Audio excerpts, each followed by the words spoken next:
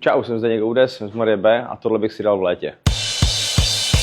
V zelenině bych si dal Vlašák od Dominiky Černohorský, je to ročníku 2023 a je to speciální edice, která byla vyrobená pro Dům Pálavy. K rybám jsme se inspirovali ve Francii na Loáře a máme tady naši novou akvizici od Emanuela z Loáry, což je 80% Folle Blanche a 20% Melon Bourgogne.